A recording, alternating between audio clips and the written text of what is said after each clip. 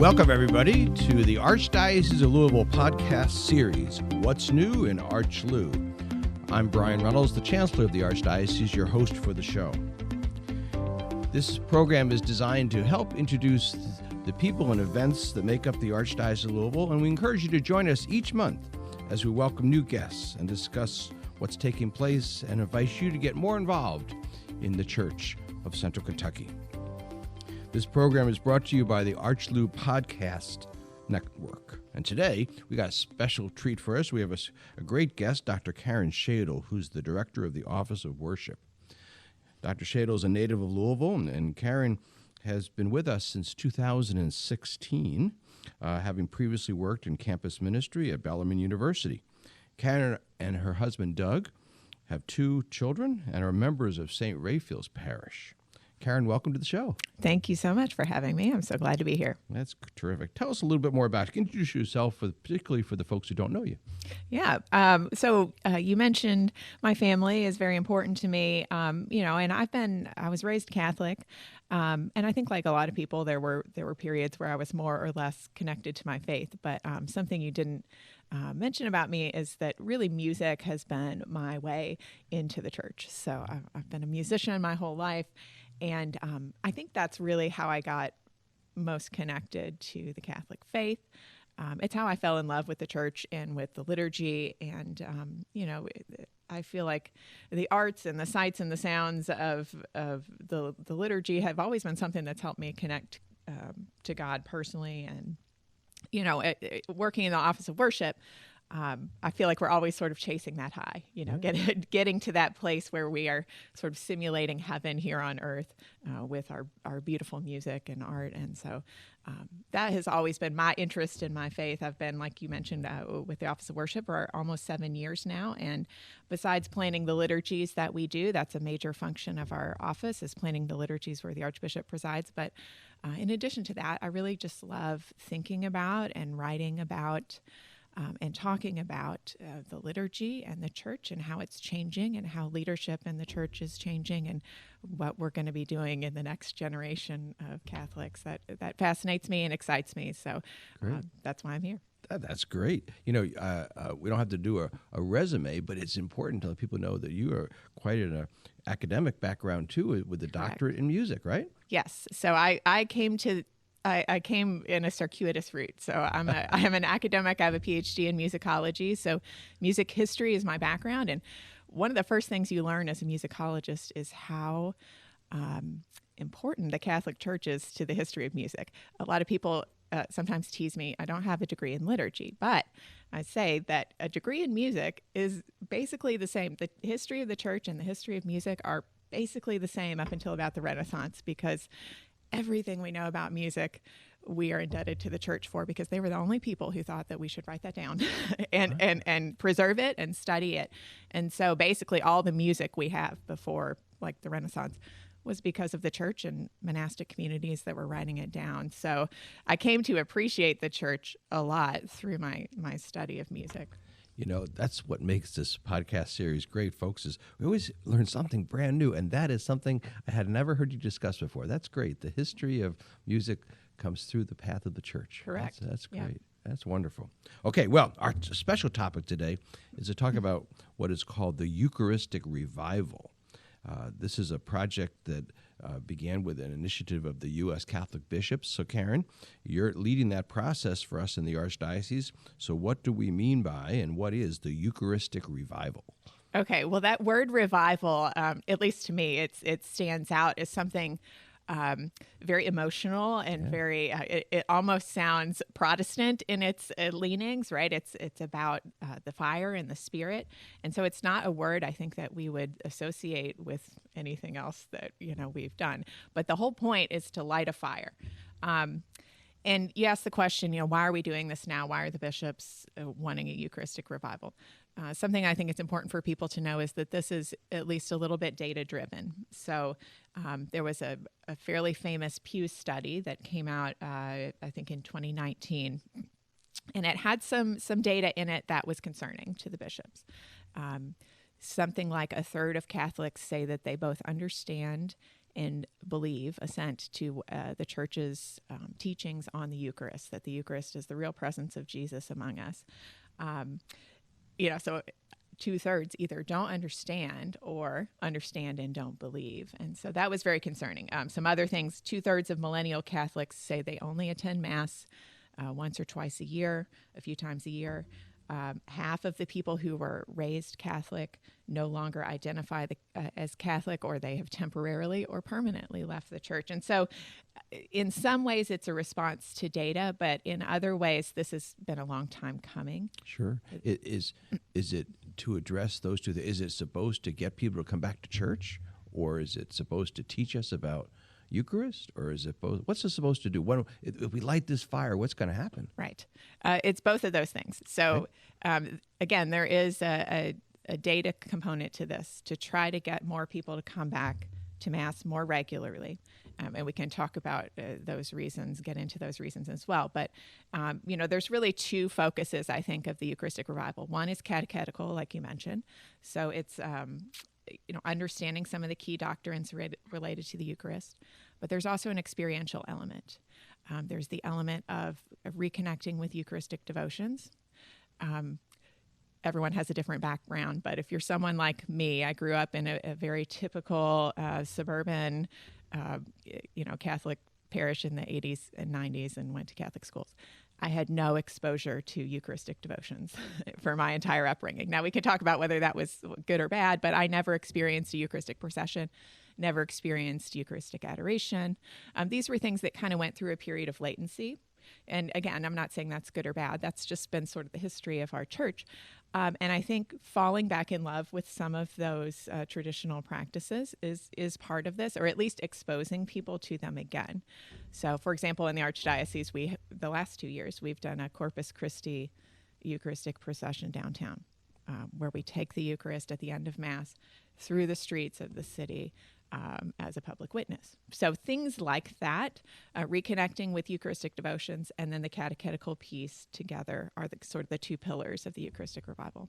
So the revival is not an event. What will be going on here in the archdiocese? Yes. So it is not one event. The bishop's idea is that this is a 3-year process. Okay. So they have broken this down. So we just entered into this Corpus Christi of 2022. The first year is supposed to be, quote, diocesan year, where we will be modeling some of the things that we want parishes to do. So year 2 is then parish year. And then the third year is a national year, and that's going to culminate in what's called a Eucharistic Congress in Indianapolis in 2024, in July of 2024, which will be a big event. And we're kind of lucky being located here in Louisville. We should be able to take a good amount of people on buses and stuff to experience something like that, where people who've been to I think the youth conference or whatever have done like gigantic Eucharistic adorations and those kinds of things we'll expect to see there. So it's a 3-year process, but it's not just a series of events. I've been telling people as I've been promoting this throughout the diocese that this is not a one-time thing. This is a permanent refocus of our energy on the Eucharist. So, we'll be doing some things. Like I said, we had the Corpus Christi procession. We'll be dedicating a new Eucharistic chapel at the University of Louisville in October. We will be doing some 40-hour devotions. So there will be some things, but more than things and events, it's a vibe, it's a feel that we expect. We want to infuse. I mentioned modeling, so making sure that our Eucharistic liturgies are something that people want to come to. So it's one thing to say, hey, come back to church. It's another to actually make church something that people want to come to, something you can't get at home, something you can't get on a live stream, an experience of community that cannot be replicated in another way, sacraments which cannot be experienced in any other way. So how are we making our Eucharistic liturgies excellent and beautiful and revelatory, things that lead us to God, things that point us to God? So trying to model all of that is kind of my focus for this diocesan year. When this is just a few months into the first of the 3 years, so I'll give that to you. But help us. What have you heard already from people? Are they interested, curious, excited, cautious? What are you hearing about it? I find that most people don't really know what is meant by the Eucharistic Revival. Okay. And to be honest with you, I'm on the national working group as well. Okay. And we kind of don't know either. So, that's kind of the first question is, okay, Eucharistic Revival, that sounds great. We know we need it. We know we need to refocus our energies as a church on the Eucharist as the center of our lives. Okay, great. Now what? How to physically enact that revival? Is it events? Is it talking about things more? We did a video series, which we can point people to.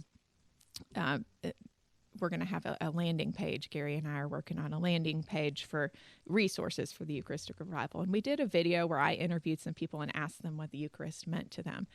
And I think a lot of people were surprised by that question, or they had never thought about it, or they had never been asked to articulate that before. Okay. Because we, one of the biggest challenges I think we face as Catholics in the modern world is just the overwhelming secularism of society in general. It used to be that you would grow up and you would go to church and that was a normal thing to do. I think now it's more of an intentional choice, right? To be Catholic is an intentional choice. It's not just a go along kind of thing.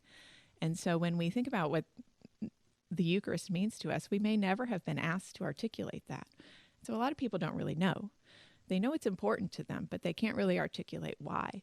And so I think part of the process of the revival is to help people get back in touch with their faith if they are not fully in touch with it, but also to help them articulate what their faith means to them in a more meaningful way. This is a really important topic. There's so many things you shared there that I could just open up for the conversation about. I'm going to go back to something you said earlier about the research that was done about what people believed about the real presence of Jesus in the Eucharist. Can you unpack that a little bit more for us? When the church says real presence, to help us name that a little bit more if you can. Sure. So we could do probably a 5-year degree on this. Okay. But to give you, the quick and dirty version, we believe as Catholics that when Jesus said, "I am the bread of life," over and over again, that he meant that literally. Take and eat. This is my body. Take and drink. This is my blood. And we as Catholics believe that that is real. And we use that word real presence. We live in a hyper-rational world where science and inquiry and, we believe that that's a supreme level of truth that excludes all others. And this is not new. The ancients understood metaphysics, and St. Augustine knew that the chemical properties of bread remained bread after the consecration. If we look at a host under a microscope, it will have the chemical properties of bread. The same cellular structure, it will look and taste like bread. But this is not the only reality, right? Because while the physical properties are the same, what it is changes. So whenever I try to explain this, if I'm with a group of adults, I use the analogy of a wedding. Or if I'm with a younger group, I might use graduation. So if you think of a woman the day before she gets married, her hair is a particular color, she's this tall, her eyes are this color. After the wedding, she's still that tall, her hair's still the same color, she looks the same, but she is now a wife, right? So she is something that she wasn't before, right? Even though the physical properties are the same. So if you look at a graduation, right, you walk across the stage, you still look the same, you still smell the same, all of that, but you are something now that you weren't before. And so that is what we believe happens in the Mass when the priest consecrates the bread and wine. We use the word mystery sometimes to describe that. Sometimes people use the word mystery wrong. They use it like it's a magical word that, okay, I don't have to explain it now because I said it's a mystery. But all mystery really means is that it's not reducible to just what we see in front of us, that there's more to it than that. That is great analogies. Those are really helpful, and I'm sure our listeners will appreciate that. So, real presence, revival, lots of good words here. Let's spend a few minutes on our conversation about life in the world of Eucharist in our church beyond the revival. Because the revival could take us a few more hours of conversation, and their real presence, as you said, a 5-year degree. Mm-hmm. So, as director of the Office of Worship, how would you help us understand what Catholics in the Archdiocese of Louisville experience in the Eucharist and what they think about? We have 110 churches, and in one way, Mass in all the parishes is the same, and we all know Mass in all the parishes is different. So can you help us understand what you, in your role of resourcing churches and resourcing ministers and resourcing our priests and deacons, talk about what you see going on in Eucharist and liturgy in our diocese. Yeah, one of the wonderful things about the position that I have, being able to work with 110 parishes, as you mentioned, is the diversity that we see. And I talk a lot about beauty, and I talk a lot about excellence, and those are understandably relative, right? People see beauty in different things. This is why, people have different tastes. But it's kind of one of those things where you know it when you see it. And, the experience of beauty and excellence specifically that points us to God in the liturgy is something that it's hard to explain. It is hard to explain, but I think with the Eucharistic Revival, we're trying to foreground that. So, one approach to Eucharistic theology is you got to learn it harder. You got to explain it harder. If we just understood it better, we would be better Catholics. There's another approach here, which says that the experience comes first. So when I'm working with parishes, I'm not saying that there's one way of doing excellent liturgy. There are certainly some things to do and some things not to do. We all understand that. But the idea that there is a human element to this, that each of us has our own expression, our own gifts to give to the church, I think it's beautiful and it's wonderful. And when we come together, for diocesan liturgies, we try to embrace all of that, and it's a challenge. So it's a two-pronged thing. It's Eucharist. We come to understand it because we know more, and we experience more. Right. Is that right? Yeah. Good. That's really helpful. I know you started talking before about the videos and stuff like that. What are you hearing when people get a chance to express their understanding of Eucharist? What are you hearing from people? Is this something that they are moved by personally? Are they inspired by? I just showed my hope in there. I want people to be inspired by the Eucharist. But what are you discovering? Yeah. I wrote an article a while back in the Record about worship and how people are just made to worship. And if we don't worship God, we're going to find something else to worship. And so, I think that it's not that we don't know how to worship. I think we all do. We're coming up on football season here, and just think of the ritual that we go through to attend a college football game. We tailgate before. There are particular foods that we eat. There are particular drinks that we drink. There are colors to wear. There's a time. There's a sacred venue. The venue matters. Is it a home game? Is it an away game? Like that matters. There are songs. There's the national anthem and there's the fight song. And we teach our children from a young age to support the right team. So, when we think of humans being ritual people, these are not just leisure activities. These are real cultural rituals that we have in our lives. And so to make the Eucharist one of those rituals that we have in our life is important. The other thing I'll say on that point is that, I've mentioned modern society is a real challenge. And one of the things that's a challenge with the Eucharist is the segmentation of our lives. So, from 9 to 5, Monday through Friday, I am a teacher, or I'm a CPA, or I'm a nurse, or I'm a barista. And then in the evening, I'm a mom, I'm a friend. On Saturday, I'm a golfer. On Sunday, I'm a Catholic. And the Eucharistic Revival says, no, absolutely not. You're a Catholic barista. You are a Catholic golfer. You are a Catholic everything. So it's this idea of integrating our lives. So the Eucharist, the church uses the word source and summit, that it's the high point, right? So Sunday, yes, it's important to come to church and make that your high point. But the idea is that our whole lives are infused. Every moment of our life is lifted up to God. That's a very different way of thinking about life than I think a lot of Catholics think about their faith life as being something I do to check the box, and then I move on and I'm something else for the next 8 hours. I used to call it the filling station approach. Yes. Let me go and get my check-in for once Absolutely. a week, 60 minutes a week. That's all we're asking. And this is a really different call.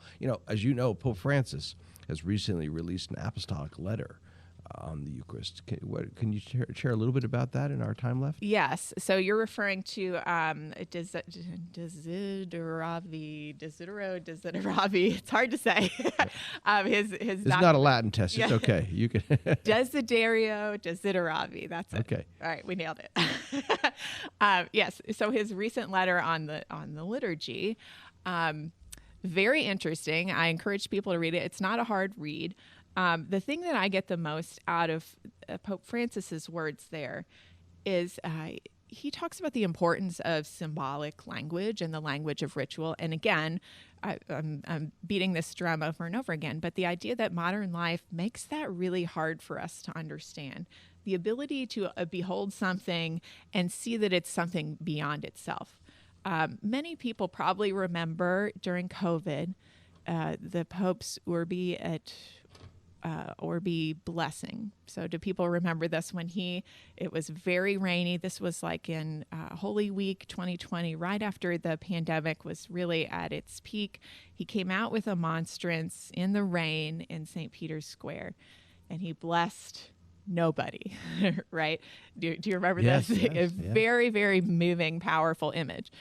If we were to look at that in a reductive way and say, okay, here's an old man in the rain, in the wind, with a metal thing and a piece of bread in it, making some motions, nobody's there. That would be a completely accurate description. But we know that there's something beyond that. There's something beyond just the physical, descriptive, reductive, what's happening there. We know that there was something profound happening there. Yeah. And the Pope says in this letter that we've lost the ability sometimes to see that. He talks about the gaze of St. Francis. So St. Francis looked at the sun and he said, that is beautiful and radiant and it bears the likeness of God. That we don't do that anymore. We don't look at the sun and wonder. We don't look at a flower and wonder. So the idea that we need to recapture that symbolic gaze, seeing the beauty and the majesty in simple things, in the things of our faith, and to have those point us to a reality that's more than what they are.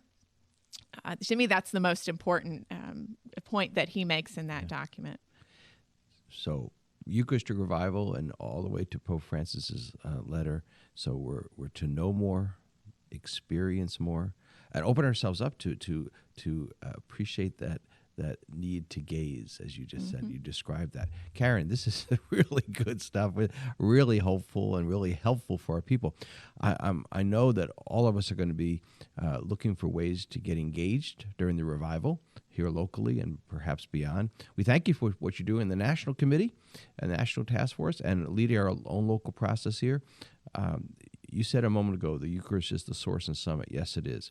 But we need good leaders like you to help us come to understand that better, and that's the purpose of this show, and we're really glad. I wish we had an hour and a half more to spend with you, but that's our time for today, and I thank you very much for being with us. We'll have to have you come back. And folks, listeners, thank you for being with us and tuning in to this edition of What's New in ArchLou. Join us next month as we'll have another new opportunity to learn more about the people and events and happenings in the Archdiocese of Louisville.